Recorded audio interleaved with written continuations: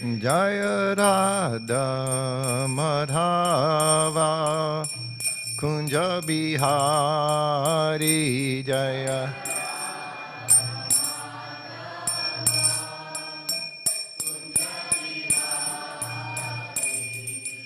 Gopi Jana Bala Ba Girivana Dari Jaya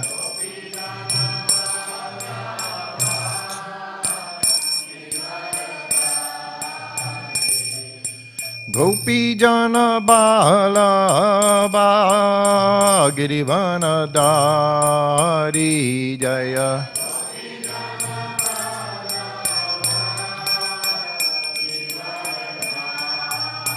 Yasoda Nandana Braja Jana Ranjana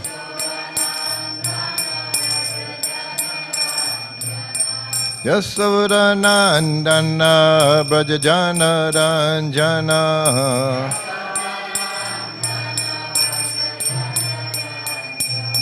Jamuna Tira Banachari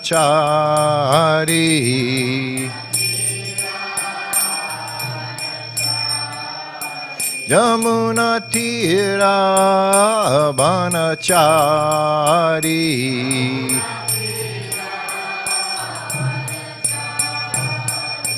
Jaya Radha Madhava Kunja Bihari Jaya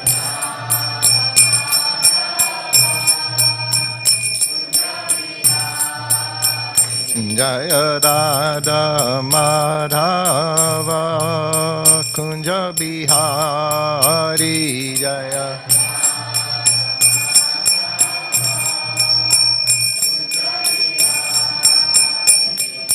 Gopi Jana Bala Ba Girivana Dari Jaya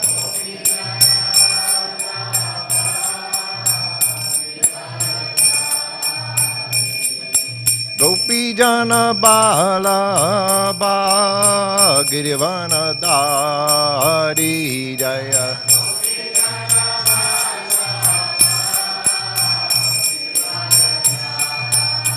Yasoda Nandana Braja Jana Ranjana Yasoda Nandana Braja Jana Ranjana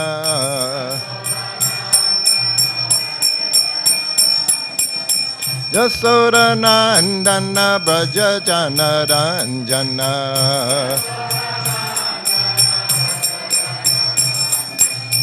Jamuna Tira Banachari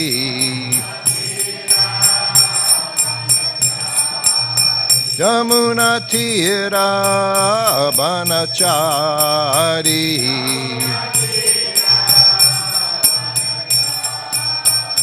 Jaya Radha Madhava Kunja Bihari Jaya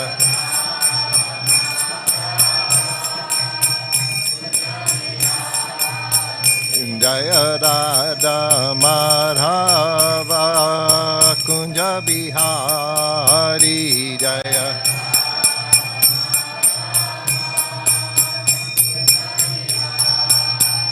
Jaya Radha Madhava Kunja Bihari Jaya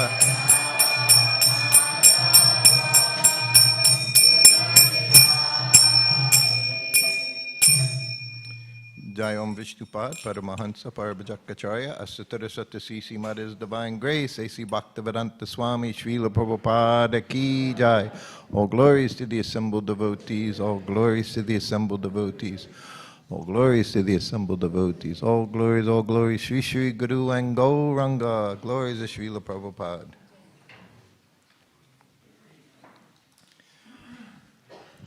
Om Namo Bhagavate Vasudevaya. Om Namo Bhagavate Vasudevaya. Om Namo Bhagavate Vasudevaya.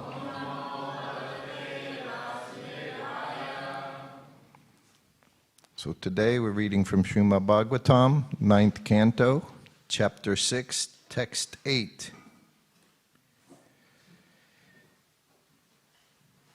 Sesham Nivedayam Du Asha Pitratena Chatad Guru Kodita Pokshanayaha Dushtam Etada Karmalam Sesham Nivedayam Asha Pitretena Chatad Guru Kodita Pokshanayaha Dushtam Etada Karmalam Sesham Nivedayam Asha Pitretena Chatad Guru Kodita Prokanayaha Dushtam Etada Karmalam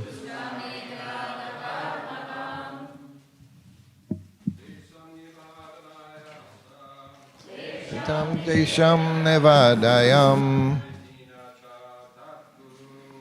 Desham Tenat Guru Kodita Paksanayaha Dushtam Etada Lamalam Desham Nivedayam Asha Pitratena Chatad Guru Kodita Pokshanayaha Dostam Etada Karmakam Sesham Nivedayam Asha Pitratena Chatad Guru Kodita Pakshanayaha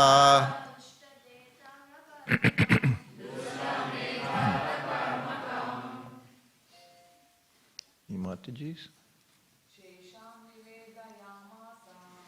Sesham Nidayam Asa Pitretena Chatad Guru Kodita Pokshanayaha Dushtam Etada Karmakam Sesham Nivedayam Asha Pitretena Chatad Guru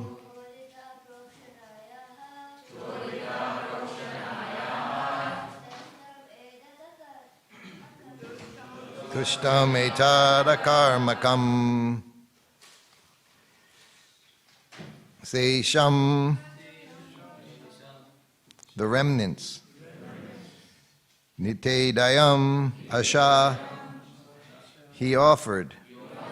Pitre, to his father. Tena, by him. Cha, also. Tat Guruhu, their priest or spiritual master. Koditaha, being requested. Prokshanaya, for purifying. Aha, said. Dushtam, polluted. Etat, all this flesh. Akarmakam, not fit to be used for offering in Shraddha. Translation. Vikukshi offered the remnants of the flesh to King Ikshvaku, who gave it to Vasishta for purification. But Vasishta could immediately understand that part of the flesh had already been taken by Vikukshi, and therefore he said it was unfit to be used in the Shraddha ceremony. Purport by His Divine Grace, A.C. Bhaktivedanta Śrīla Prabhupada. That which is meant to be offered in the yajna cannot be tasted by anyone before being offered to the deity. In our temples, this regulation is in effect. One cannot eat food from the kitchen unless it is offered to the deity. If something is taken before being offered to the deity, the entire preparation is polluted and can no longer be offered. Thus, engaged in deity worship, one must know this very well, so that they may be saved from committing offenses in deity worship. Repeat the translation. Vikukshi offered the remnants of the flesh to King Ikshvaku, who gave it to Vasishta for purification. But Vasishta could immediately understand that part of the flesh had already been taken by Vikukshi, and therefore he said that it was unfit to be used in the Shraddha ceremony. Magyanata Mirandasya Gananjana Salakaya Chakshulin Militam Jaina Tasmai Sri Gurave Namaha Sri Chaitanya Manobishtam Stapitam Jaina Bhutale Svayarupa Gadamayam Dadati Sva Patandikam Vanchakopa Tirubhishcha Kripa Sindubhya Evacha Patitanam Bhavanebhyo Vaishnavebhyo Namo Namaha Jaya Shri Krishna Chaitanya Prabhu Nityananda Shri Advaita Gadadhar Sivasri Gaura Bhaktivedanta Hare Krishna Krishna Krishna Hare Hare Hare Rama Rama Rama Hare Hare. Hare Krishna. So I have to say, first of all, I'm very happy to be here. I told Aniruddha Prabhu it was 15 years ago was the last time I was here. And of course, I had the good fortune of being here 50 years ago when these Sri Sri Gaura deities were installed. These are just like the deities in Atlanta, Georgia, in the USA. When Prabhupada saw them, he became overwhelmed in ecstasy. So anyway, very nice verse and purport here by Śrīla Prabhupada. You all know you've been listening to class every day. So you say even he was a Kshatriya type, he was killing these animals. At this time, this was offerable, this was Kshatriya's business. But he got a little hungry and said he decided to eat a little rabbit and spoiled everything. Again, being with Śrīla Prabhupada for some time, I was thinking, first of all, I was remembering, we also, of course, so many 50th anniversaries are going on around the world as Śrīla Prabhupada traveled. Just before coming here yesterday, the day before, I was in Perth for a week. And Śrīla Prabhupada was there waiting to come here. And they had a very wonderful festival. They actually put a festival on for 1 week, every day for 1 week, and it was very well attended every evening, and of course in the evening, morning and evening. It was really a wonderful festival. When Prabhupada installed the deities 50 years ago in Vrindavan, we just had our 50th anniversary, the opening of Krishna Balaram Mandir, and the installation of Sri Sri Gaura, Krishna Balaram, and Radha Shama Sundar Lalita Vishaka. So we have a very big festival. About 90 disciples of Srila Prabhupada turned up for that festival. that also went on for a week. Went on for a week long, from morning to evening, programs every day. One day they had the swing festival, one day we had the boat festival. Had Hari Nam in the streets of Vrindavan visiting all the temples, and it was the first time the Utsav deities, all the deities went on parikram through Vrindavan. So it was very, very wonderful. But unlike here, Śrīla Prabhupada, of course, he was there taking part in the installation ceremony. If you see some videos, I saw with Mother Visa Prabhu, just had stainless steel pots, ladles from the kitchen. This is how everything was going on as Prabhupada traveled around the world. Whatever was necessary, he would do. And of course, always the chanting of Hare Krishna was there. In Vrindavan, imagine in Vrindavan, Śrīla Prabhupada's home. Prabhupada sat on the sidelines watching as all these brahmanas had come from South India to perform the Abhishek ceremony, bringing the deities, everything they were doing day after day as Prabhupada sat there, very sober looking. It wasn't until recently I looked and I thought, the humility of Śrīla Prabhupada to sit like that as these brahmanas that they brought from somewhere else to perform the ceremony. And of course he told us, told all of us, all we have to do is chant Hare Krishna. This is what we did as Prabhupada went around. Pradyumna Prabhu, he would be there sometimes doing the ceremony. Of course, Śrīla Prabhupada was there. If you watch all the different videos following Śrīla Prabhupada, you'll see him in one place, Bhaktivedanta Manor. You'll see him in Paris, France, as he's rubbing Radharani's cheek. She had a little spot on her cheek, and they had covered it with a little paint or something. But then when they bathed her, it became exposed, and Prabhupada was standing there rubbing this spot on Srimati Rādhārani, Parishwari, Radha Parishwari. But in Vrindavan, he sat there. There were a few groups, they were entertaining the idea of who would do this ceremony.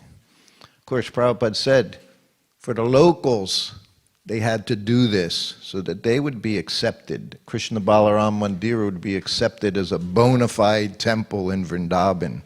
Had to be installed according to the liking of the Goswamis, the Goswamis there in Vrindavan. One group came of Brahmins, Smarta Brahmanas, they came. They came into Prabhupada's room and he interviewed them. And then at the end of the interview, Śrīla Prabhupada said, come take prasadam. That was Prabhupada's test. Come take prasadam. Oh, no, we have to go. We have to go do this, we have to go, we have this schedule, that schedule. So they refused taking prasadam. So then there was another group came. Prabhupada interviewed them, they spoke back and forth, and then Prabhupada said, come take prasadam. Yes, Swamiji. So they took prasadam. So Prabhupada picked them. Because he could understand these others, they didn't even accept us as Vaishnavas because they wouldn't take prasadam. So this was the jagya, always a jagya that's performed. The jagya, we know, Kali Yuga, what's our jagya? We chant Hare Krishna. Prabhupada said, we just chant Hare Krishna. When Prabhupada received sannyas initiation, while everything was going on, so many ceremonies going on, Prabhupada was chanting Hare Krishna. This was observed by his godbrother, his very dear godbrother, Prabhupada. Him, they had wonderful relationship, Krishnadas Babaji. And he commented, when he saw Śrīla Prabhupada chanting Hare Krishna mantra through everything, he said he could understand he would be the person who would spread Krishna consciousness all around the world. Could understand that Prabhupada's complete faith in his order of his spiritual master and the chanting of Hare Krishna. That was all that was required. Srila Prabhupada's determination when he came to America. I was thinking of these different things while I was with Srila Prabhupada. He talks about the deities. Nothing can be spoiled. I was with them once in New Vrindavan. It's actually when I joined them again. It was 1974, I believe, July. So Brahmananda was his secretary at that time. And Kirtanananda, Swami, who was there, one day he asked Prabhupada, "Can you show us how to make rasgullas?" Prabhupada said yes. He said, "You prepare the paneer, get everything ready, and when it's ready, you call me." So they got everything ready. New Vrindavan was a very austere place. There was no running water, even in, it was a farmhouse, but it was the temple. The temple room was there. But the kitchen was very simple. Everything was very simple. Anyway, they prepared everything, rolled the balls, had the sugar water boiling, white sugar. Prabhupada said, "Krishna likes sugar." He said, "You may not want sugar. Krishna wants sugar. He likes sugar." So everything was ready. Prabhupada came in. Everyone's so excited to see Prabhupada cooking. That was another form of ecstasy. We saw Prabhupada on the Vyasa chanting Jaya Radha Madhava, giving classes, the morning walks, but in the kitchen. And Prabhupada loved to be in the kitchen, enjoyed cooking very much. He said, "If you don't know how to cook, you're lazy. Everyone should know how to cook. All you men, you Indian men with your wife, don't even," I won't give it the name of the example, couldn't even find a bottle of honey. Offered me some tea. "You want honey?" I said, "Yes," but the wife wasn't there. He's like, "This cabinet, that cabinet, where to find the honey?" Don't know anything. How to even turn on the oven. Has to call the wife. Prabhupada was excellent cook. He said, "My mother, she was excellent cook." He described to me so many things she prepared. Muri, she would puff the rice herself. Big thick wok with the sand in it. Heat it up, put that proper rice in there, would puff up. He said she was a first-class cook. Then he said, "My sister," talking about Pishima, Baba Tarini, he said she was first-class cook. She would cook for Srila Prabhupada at times, I remember. Whenever Prabhupada came to Calcutta, she would cook. She had a little bottle of mustard oil she would bring into the temple, because we didn't have, I was the only one that had mustard oil in every temple for massage. We never used it in cooking. So she had like mustard oil, and she had a little bottle of Ganga Jal. Whenever she would come to the temple, she would always douse us, all Prabhupada's disciples, with mustard, with the Ganga Jal, Ganga water, that'd purify us. So, and then Prabhupada said, "I'm first-class cook." He said, "But I learned by watching." Just by watching. He would just watch his mother as a child. He would watch other, and Prabhupada, first-class cook. So anyway, we're there in New Vrindavan, July, in the kitchen. Prabhupada comes in and puts the balls, little cheese balls, in the boiling sugar water. And if you know rasgullas, they start cooking, they start to puff up a little bit. They even turn over on their own. They can turn over, you can help them turn over. And we're all watching as Prabhupada, he has the ladle and he's like this. And then he's doing it I'm standing there looking, Brahmanandas, we're all looking, and Prabhupada looks at Brahmananda. You've already half eaten them. Brahmananda turned beet red, Brahmananda. Can't do that. You can't spoil the offering. So Prabhupada a few more minutes did it. And then he handed the ladle to Kirtanananda and said, okay, just do this until they're finished, another 5 minutes, whatever, 10 minutes, and they'll be done. And he walked out of the room. And as soon as he walked out of the kitchen, they all shrunk back to their original size. That was it. Never to expand again. They were just like hard, sweet cheese balls. They weren't rasgullas. Of course, we still offered them and ate them. New Vrindavan, anything you could eat, you would eat in New Vrindavan in their time. But that's the jagya, cooking. I was thinking, when I came into Perth, Australia from Vrindavan, plane stopped in Singapore and boarded the plane again and came into Perth. And there's all kinds of signs about you can't bring in fruit. Even here, domestically, even we're inside from Perth to here. Throw all the big can, throw all your fruit in the can. You're not allowed to bring it in. But when we got to Perth, we knew what was happening. We had garlands from Radharani in Vrindavan. We wanted to bring them here. But when we were in Singapore, we realized, no way you can bring these garlands in.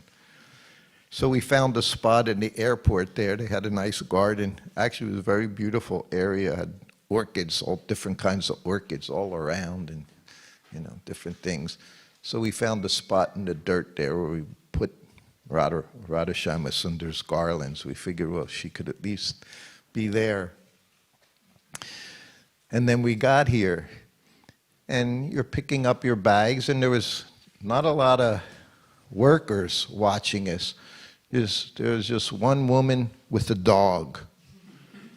That's all. That dog did the work of 20 people, just standing there, sniffing every bag. And then you have your card, 1 through 7. Checking all these things. Did you bring this? Did you bring this? Or you were a criminal? So we checked everything. Of course, no. But the one was like flowers, fruits and flowers. And the person put a little initial by it. The woman put a little initial by it. Because the dog sniffed us. So I thought, oh, something's going to happen. And we didn't have anything. I didn't know anything we had. Anyway, we get our bags and we're ready to walk out. They called us over. Open your bags, And we literally, my wife in her bead bag had a few flower petals were in the bead bag. Jasmine flower, again, from the deities. And the dog smelled them. Just those flower petals. She had us empty out.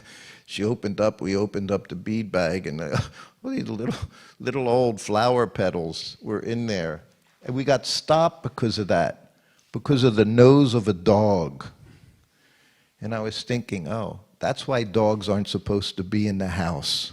Huh? You can make most wonderful offering, and the dog's enjoying it before you do anything with it. Huh? This is dog, serving the dog.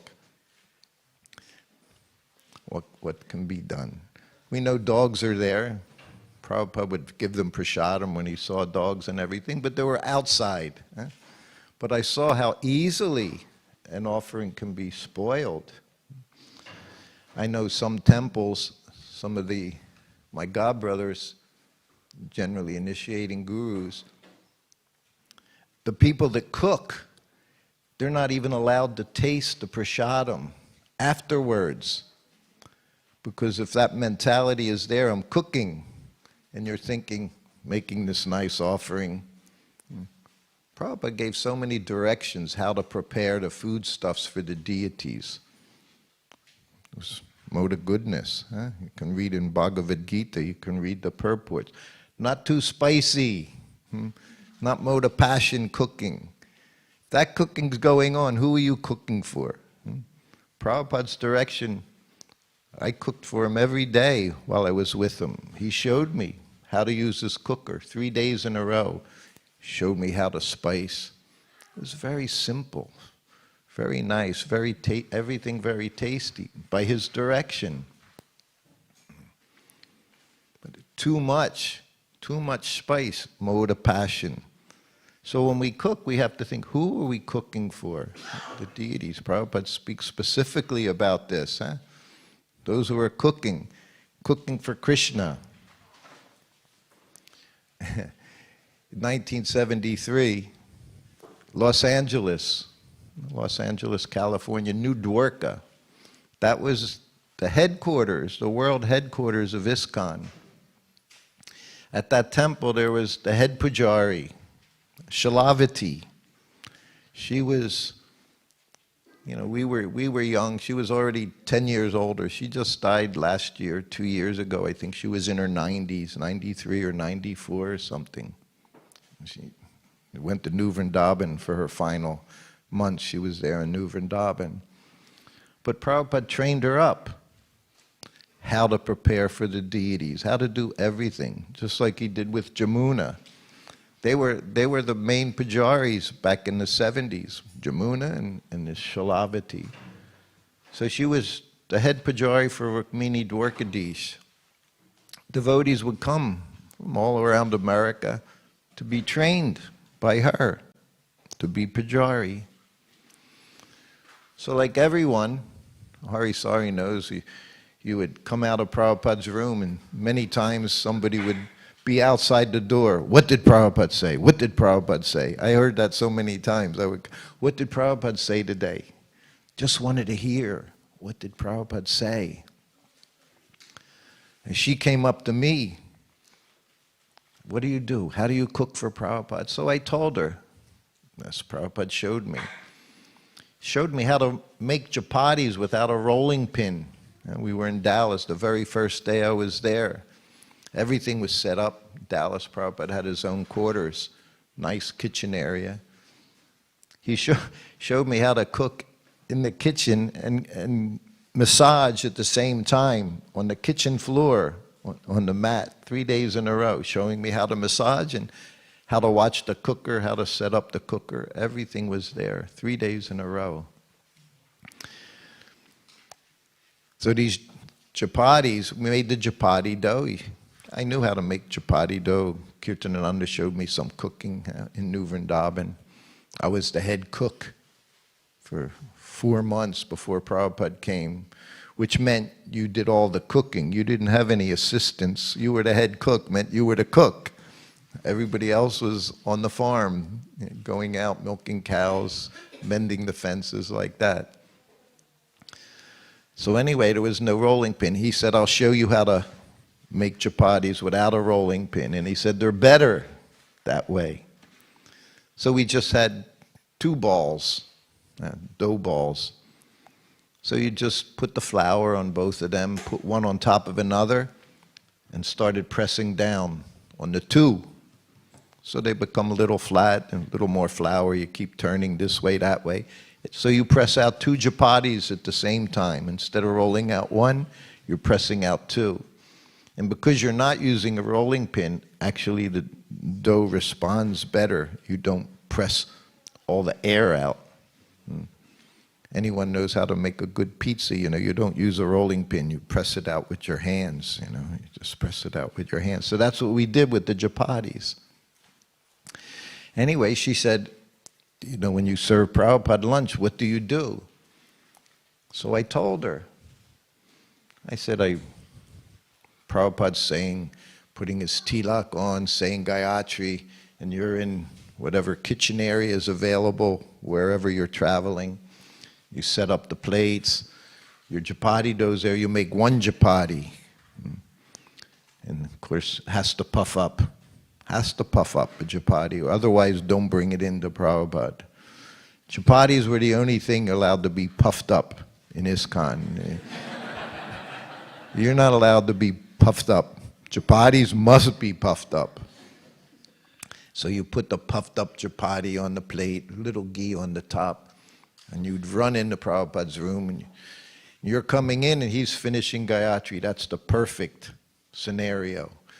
By the time he's done Gayatri, so you literally, from the time he's finished massage, you have about 15 minutes to get everything prepared. You run in the room, Prabhupada sees you coming in, he walks to his spot, sits on the floor on a straw mat, like you see here, huh? Right here in Melbourne. Such a wonderful video. I see that video. Everyone has seen that video, Prabhupada taking prasadam, me going in and out of the room, asking him. I thought, what a wonderful, I didn't even remember, but I thought, how wonderful that was. Huh? Anyway, put the plate down, offer obeisances, you run out of the room, back into the kitchen area, you roll the second chapati. Back and forth, puffs up, little ghee on the top, you have a little plate now, you put the chapati on the plate, you run back into Prabhupada's room, slide it on to his plate just as he's finishing his first chapati,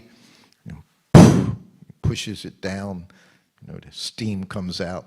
You offer obeisances, you run back out of the room, and you just keep doing that until he goes. Could be 4, could be 5, could be 6.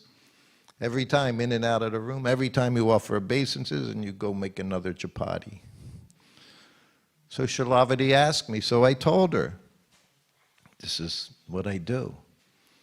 So a day goes by, and she comes up to me, and she's in the Pujari room. Sruta Kirti, she says, you know what I'm doing? I said, no. She said, well, I'm preparing the plates for the deities, Rukmini, Dwarkadish, Shri Gaurnatai, Jagannath, Baladev, Subhadra. She says, and I put 1 puri on their plate, and then I bring the plates in. Then I go back into the kitchen, I make 3 more puris. I run back into the altar, put another puri on their plate, then go back out, make another puri, come back in to the altar. I'm thinking, oh, no. That's not, I didn't say anything to her. Of course, it was immediately after that, which we would do that, go back to Prabhupada. Prabhupada, you know what Shailavati's doing? What's she doing? So I told him, she's giving the deity, just like I serve you 1 chapati at a time. She's going back and forth onto the altar, serving 1 puri at a time, because he goes, just see, he said, you can't do that. He said, you bring in the offering, you put it down, you have to give them 15, 20 minutes to accept the offering. You can't go on the altar while they're eating. And then it came, this thing I heard so many times, you Westerners, you Americans, always changing everything. Don't change anything, he said. Just do as I've shown you. Tell her she can't do that. Always changing, change. So we had change disease. I've seen over the decades, it's not just the Westerners anymore. Everyone in our society. Yeah, don't think just us people change. Everyone changing, so many things Prabhupada gave us. Huh? He wrote 1 letter, he said, this changing with the deities, worship, he said it will destroy the society. So many changes, but particularly with the deities. He said, just do as I've shown you. Don't change anything. Yes, Prabhupada, I would sit there as he would become. So then, another day, it's the same place, New Dwarka. We would get deity Mahaprasadam, when we traveled with Prabhupada. So he stayed in Los Angeles sometimes 1, 2 months at a time.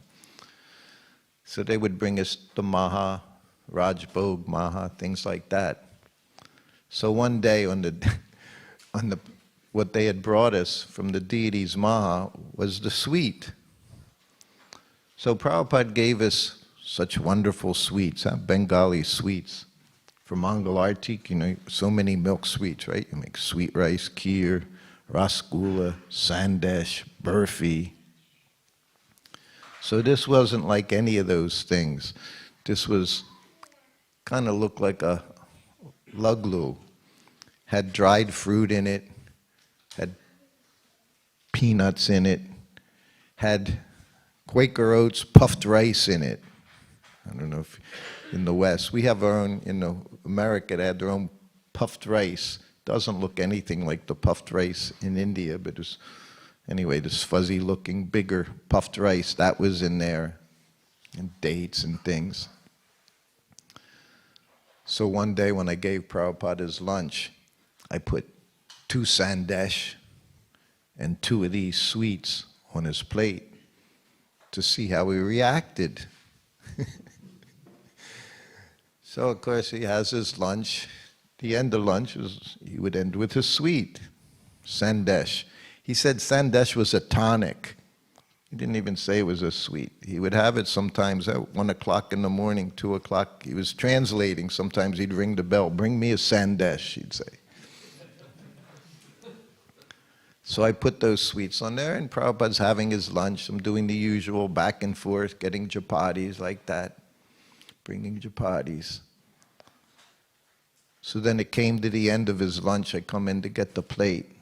He said, "What are these sweets?" He's pointing to these things. He said, "What are they?" He said, "Did you make those?" I said, "No, Prabhupada." I said, "They're from the deity's plate." Oh. "What are they?" he said. He said, "I've given you such nice sweets, Bengali sweets." He went over sandesh, rasgulla, kheer, burfi, all these things. Why are they inventing?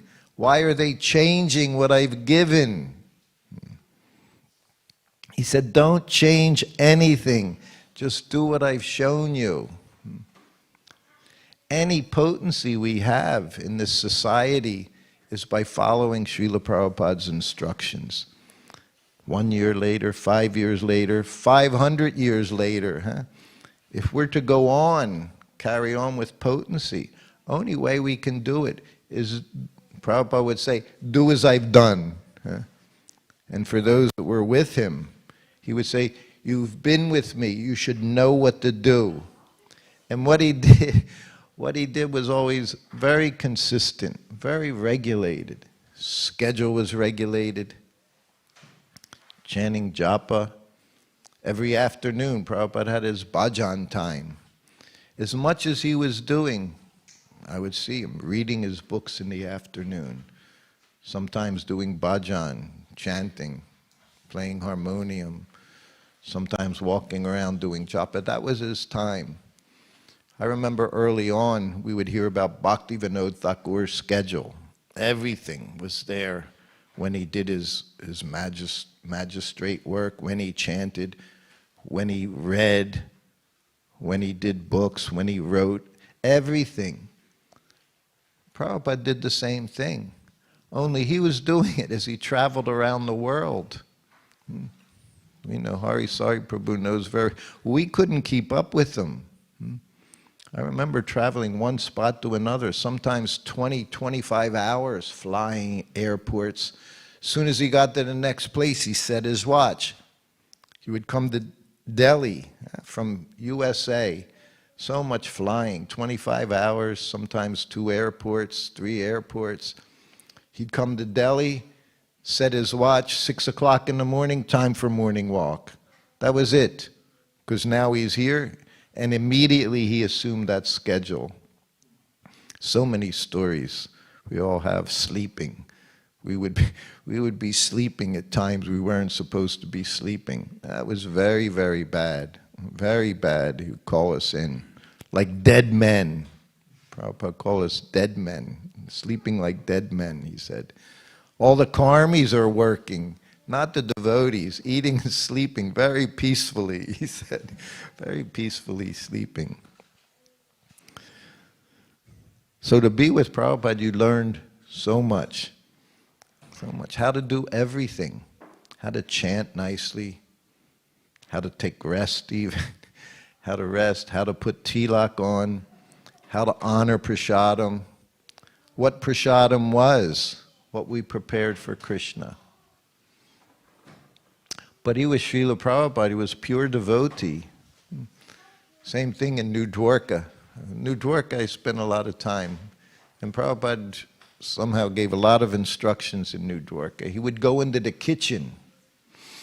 One time he went into the kitchen and the brahmacharinis, then they were in the kitchen doing all the preparations, everything. And Prabhupada was walking by, and there was a colander, had big, beautiful strawberries in it. And California was known for nice fruits. Big red strawberries. Prabhupada looked at the girl. I said, "What are these?" She said, "Oh, they're strawberries, Prabhupada." He said, "Oh," and he put his hand in and he grabbed one. She said, "It's boga, Śrīla Prabhupada." He said, "Oh," and he popped it in his mouth. Who do we offer everything to? Srila Prabhupada. He offers it to his spiritual master. He offers it through the disciplic succession all the way back to Krishna. He just popped it in his mouth. Many times devotees would say to me, "When you cook for Prabhupada, what did you do? Did you offer it?" I'd say, "Yes, I'd offer it." I said, "I'd put it on the plate, bring it into his room, put it down on the table, and offer it to him."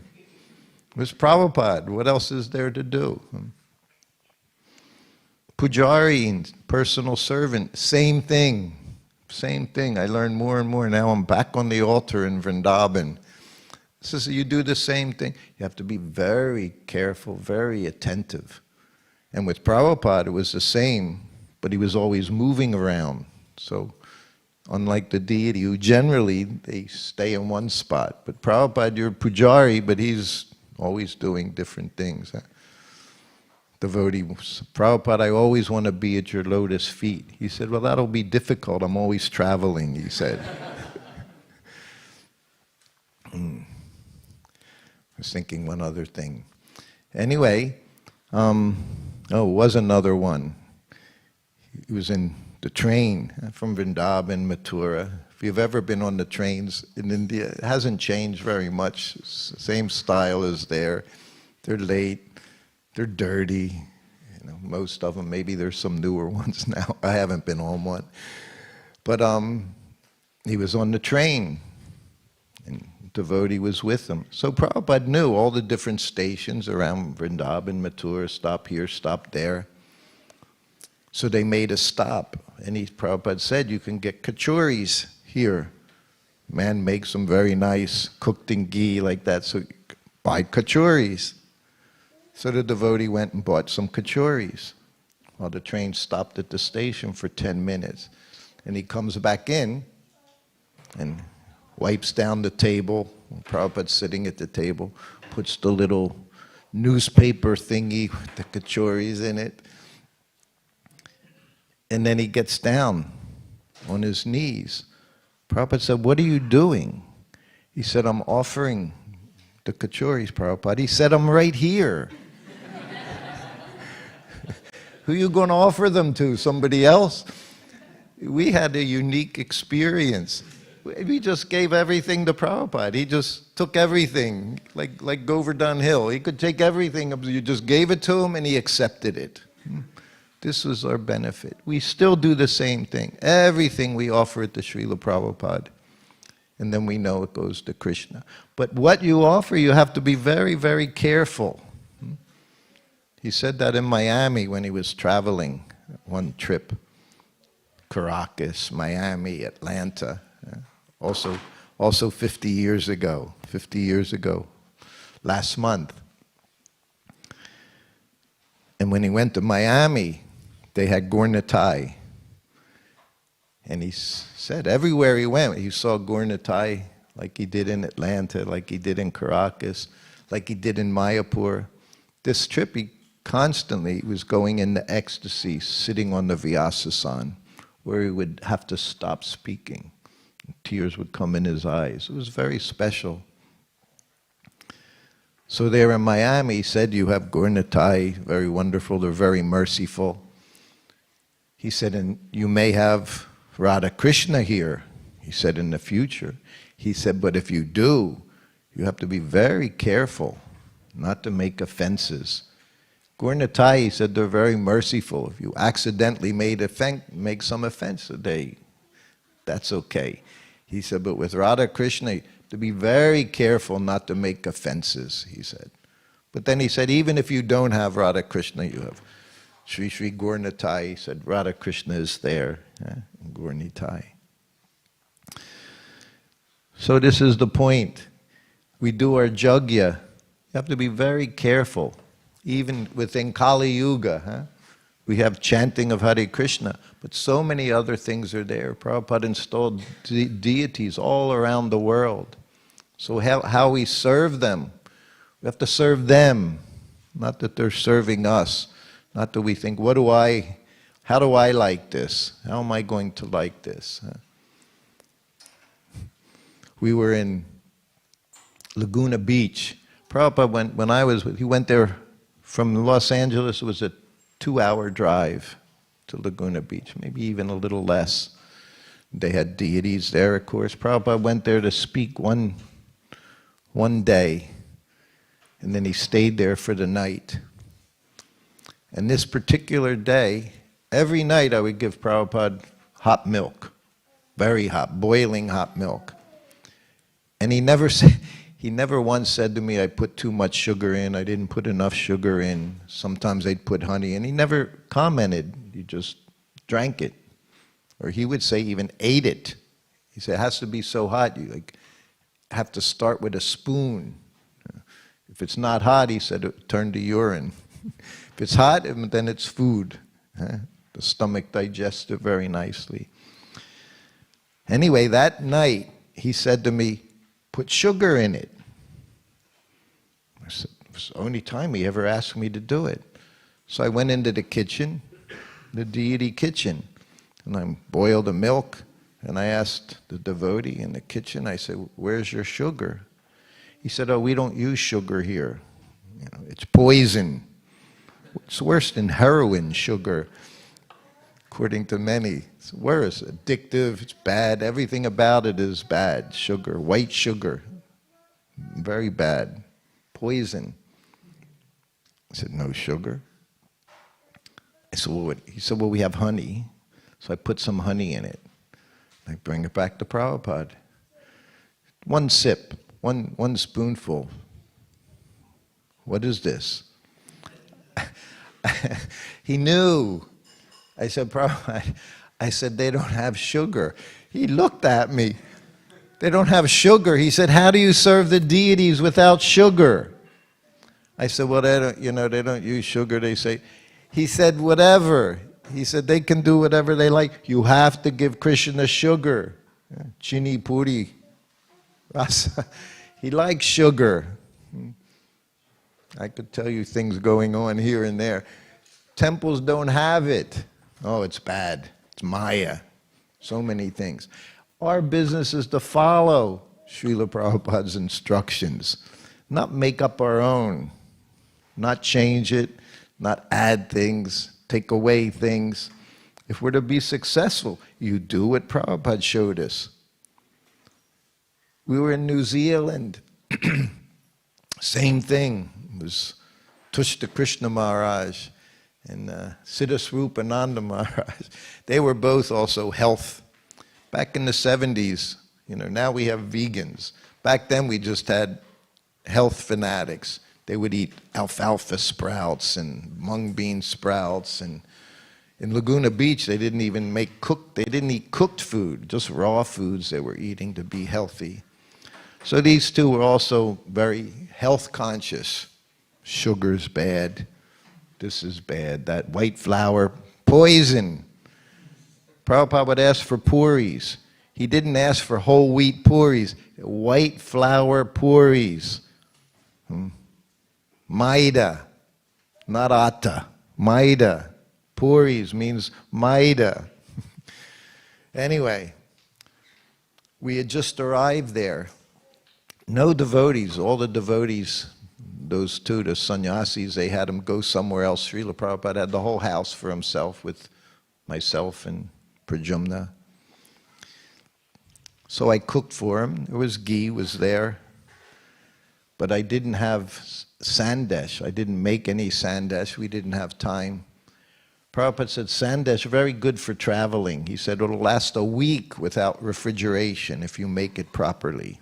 And it was one of his favorite sweets, sandesh. So he had puris and sabji. And then I'm back and forth, bringing 1 puri, 2 puri, 3 puris. And he has Siddha Swarup and Tushta Krishna in the room. He's talking with them, which was unusual. Generally, Prabhupada honored prasadam alone. But he wanted to give them as much association as he could, because he knew they were a little bit different. Their ideas of how to spread Krishna consciousness was a bit different than mainstream ISKCON. So he was, at least wanted them to know how to spread Krishna consciousness properly, without changing things. So they're sitting down, Prabhupada's talking with them. He's honoring puris and sabji. So I come in with a puri and he says, you don't have any sandesh? I said, Prabhupada, I didn't have, no, that's all right, he said. He wasn't criticizing me, he just wanted sandesh. I said, I didn't have time, Prabhupada, we just got it. That's okay. He said, bring me another puri and a katuri with sugar in it. Yes, Prabhupada. So I'm back in the kitchen, rolled out a puri, had a bowl, little bowl, katuri, put a few tablespoons of sugar in it. White sugar. I go back into the room, put it down. Prabhupada grabs a puri in the sugar. And I'm watching the faces on the sannyasis as they're just like... Prabhupada always knew how to push our buttons. Always knew. You think Krishna consciousness is like this, it's like this. He would always show you, this is Krishna consciousness. This was the thing. So not only did he like his sweet, but he wanted to show them. You nonsense people. Don't change what I've given. Do as I do. That was what he said. Do as I do. This is our business. So anyway, again, I'm very, very happy to be here with all of you, God brothers, God sisters, everyone here for the next few days. And if anyone has any questions, comments, Pancharatna Prabhu, Hare Krishna. I recall, maybe I'm wrong, that the simply wonderful was invented by devotees, and Prabhupada loved it. So powdered milk. Yeah, that it was an invention that some devotees came up with, and powdered sugar, and butter, unsalted butter. Yeah, right. Yeah. So it seems to me that sometimes Prabhupada did accept. Yeah. Well, they were for distribution. But he said he loved it, didn't he? Didn't he say they are simply wonderful? He gave it the name. Simply wonderful. But so the other question though is about, because there is a concern in our society about the health of the devotees and our diet, and of course, we offer changing what we're talking about Krishna. What to offer to Krishna. Though. Yeah. You can eat anything you want. Okay, that's the point I wanted to make. That's okay. But Krishna likes. Krishna has to have his. Prabhupada his said sandesh. There's 2 kinds of prasadam. He told me, opulent and sumptuous. Okay. He said opulent means ghee and sugar, and that's what we offer to the deities. He said sumptuous means very tasty. He said the prasadam in the temple, he said, should be so tasty that a devotee doesn't even think about going outside to eat. That's how tasty it should be. Whether it's you want to start talking about, being healthy. Why do we have oil in the temple? Yeah. Ghee. Back in the 70s, we had no money, but we cooked in ghee. Now we have millions of dollars and we cook in oil because it's cheap. 1955 was a BTG article. Prabhupada says in there that this refined oil causes cancer. 1955. You can find it in Veda Base. No exact words, I don't know. But he talks about the necessity of offering Vishnu, offering in the fire ghee, the importance of ghee. And I never, always cooked in ghee. Pishima would cook in mustard oil. In Calcutta, we would cook and Pishima would cook. We literally brought Prabhupada 2 plates in of prasadam in Calcutta. So I bring in the plate that we cooked, our ISKCON, and Pishima would cook, and I bring in that plate. So one day did it, second day did it. The third day I bring Prabhupada's plate of prasadam, then I go back at Pishima's offering, and I'm at the door at Calcutta, those French doors that open to Prabhupada's room, and I have the plate. He said, "Don't bring that in here. She's trying to kill me." He said, "You eat it." I said, "I can't eat it." There's sometimes Prabhupada would tell me to do something and I would say, that was one time, I said, "I can't eat it, Prabhupada." He said, "Well, you distribute it to devotees." He said, "She's trying to kill me with her food." So even he liked it. He liked it, but he was getting reaction from it, you know. And I saw other times when she cooked for him, he became very, very sick in his stomach. He blamed it on a coconut kachori she had prepared for him, you know. So yeah, we should all know for ourselves how to be healthy. Most important thing, you know. Prabhupada gave those, we always say in Hawaii, first was health, next was chanting, next was service. In that order. Most important thing for us is healthy. You know, as we all know, we travel around. I heard, I don't do, I just try to say a few things. People have whole sheets, you know, sannyasis, different, this, eat like this, quinoa, not this, quinoa dal. So many restrictions we have. But that's not for Krishna. He doesn't have any problem accepting everything very nicely. So when we cook for the deities, when we cook for Krishna, we do it for his pleasure. Then for ourselves, whatever we need, we do. That's all. But yes, simply wonderful, Prabhupada said. And then the devotee said, "Prabhupada, you're simply wonderful." Everybody said, "Hare Bol." Cookies, we had Prabhupada cookies he would give out from the Vyasa-san, especially in Los Angeles. Everyone wanted a Prabhupada cookie. Very, very nice. Were you in Mayapur when there was a lady there, Vrindavan Viharini, who used to do the evening offering?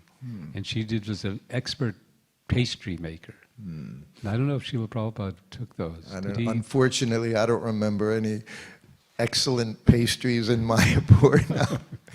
No. I went into the kitchen once and made donuts. I was so... wanted to enjoy so much. I made my own batch of donuts in Mayapur once, just to have something sweet and nice. Wasn't Bengali style.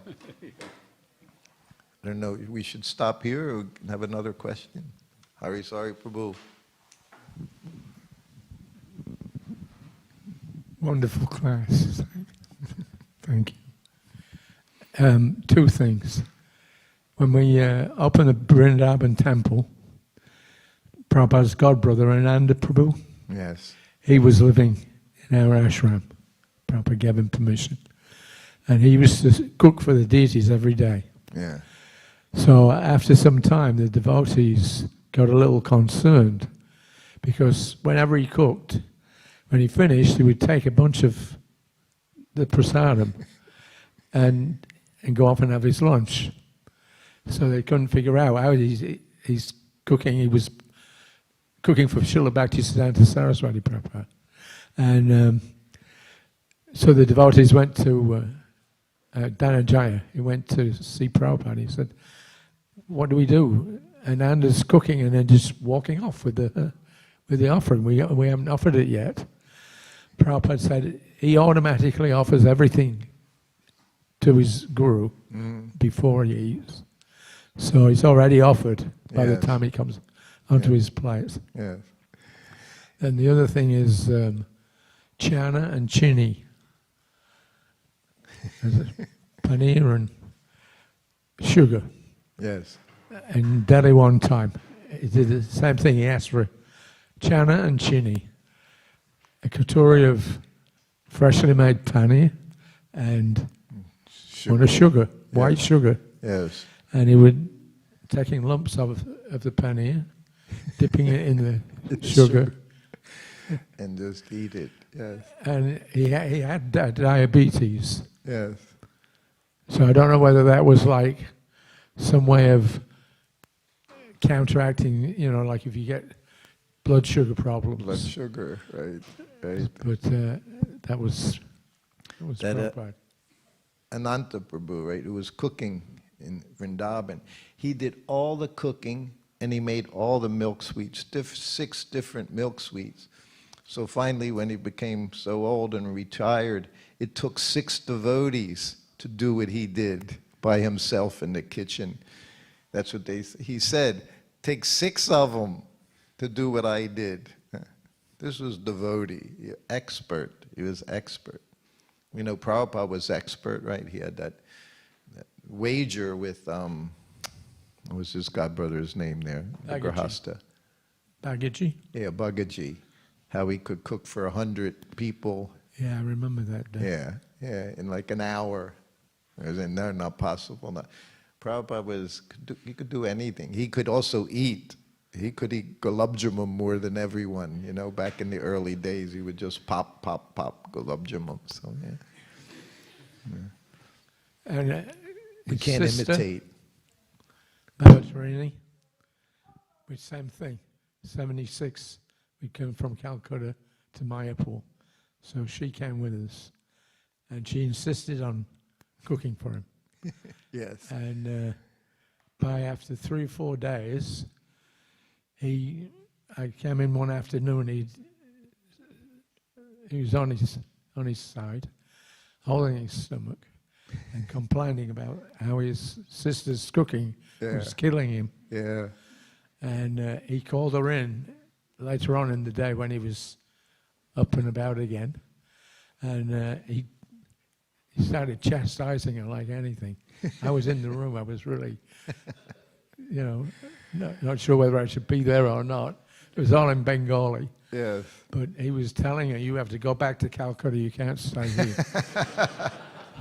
You go and look after the deities. 'Cause Yes. she had his deities from his childhood. And she was saying, no, I'm not going. I'm going to stay here, yeah. And then Prabhupada shouted at her, you have to get out. And then she burst into tears. And then he didn't move him. And she ended up walking out. And then Prabhupada laughed like anything. They had a very interesting relationship. Yeah. She loved him so much, Prabhupada. She had such love for him. And he loved her as well, but she was his little sister. Yes. I could tell you some really funny Pishima stories, but I think we're supposed to stop here. Should we stop here? When I came back in, then Prabhupada was laughing and he said, the trouble is that she thinks that I'm a brother. Yes. And she was there in 74 when Prabhupada was in his room already, in his room at Krishna Balaram Mandir. So she came. Even Prabhupada looked at it. He said, how did she get here? And the devotee said, well, some of the ladies, they have paid for her ticket. And Prabhupada said, that's not, he said, they shouldn't do that, But anyway, she was there.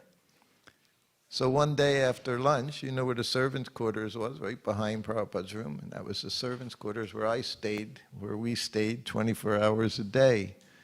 So after Prabhupada's lunch, then he would take a nap, short nap. So then I went to the room, and there was a bed in there by this time, straw bed, whatever you call it, the twine bed was in there. So I went in there to sit down, and Pishim was sleeping in my bed. So I just went outside the other side, sat down. Prabhupada got up. I said, Prabhupada, Pishima is sleeping in my bed. He said, she can't do that. He said, tell her. I said, again, Prabhupada, I said, I can't tell her any. I said, I don't speak. I said, I can't tell her. He said, all right, call her in. So I went in and I tapped her, she was a little, just lying there. I tapped her. I said, Prabhupada wants to see you. So she was very happy Prabhupada wanted to see her. So I went in, sat down, and I see him talking to her, Then he looked at me, he said, okay. He said, so, taken care of, won't happen again. I said, thank you, Prabhupada. So 24 hours later, I go in the room, she's sleeping in my bed. I thought, that was the end of that. It was a very comfy spot, a nice quiet spot. Hare Krishna. Śrīla Prabhupada ki jai. Hare Krishna. Thank you. That bed is a string bed. It's called a charpoi. Yeah, thank you.